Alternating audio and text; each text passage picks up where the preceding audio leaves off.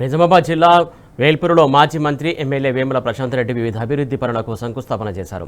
మాజీ సంతోష్ కుమార్ ప్రోత్సాహంతో వేల్పూరు గ్రామంలో మండల పరిషత్తు ప్రైమరీ స్కూల్ భవన నిర్మాణ పనులు ప్రారంభించడం ఎంతో సంతోషంగా ఉందని తెలిపారు.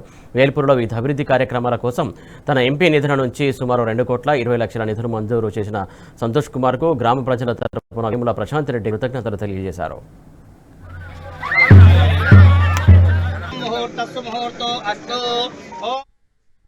ఈరోజు నా సొంత గ్రామం వేల్పూర్లో ప్రైమరీ స్కూల్ ప్రభుత్వ ప్రైమరీ పాఠశాల భవనం యొక్క శంకుస్థాపన చేసుకోవడం జరిగింది. చాలా సంతోషం.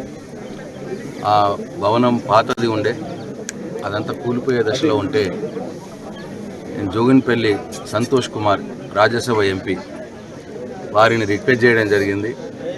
అన్న, మా గ్రామంకి పాత పాఠశాల భవనం కూలిపోతూ ఉన్నది, ఫండ్స్ ఇవ్వండి అని చెప్పి రిక్వెస్ట్ చేస్తే ఆయన 1,03,00,000 రూపాయలు రాజ్యసభ నిధుల నుండి ఆయన ఇవ్వడం జరిగింది.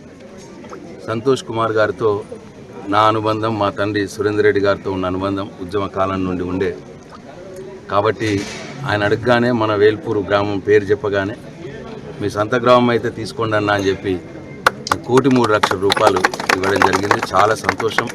నేను నా వేల్పూరు గ్రామ ప్రజల పక్షాన, వీడీసీ పక్షాన, స్కూల్ పక్షాన, మొత్తం ఈ ప్రైమరీ స్కూల్ ఉపాధ్యాయ బృందము, విద్యార్థుల పక్షాన జోగిన్పల్లి సంతోష్ కుమార్ గారికి నా హృదయపూర్వక కృతజ్ఞతలు, ధన్యవాదాలు.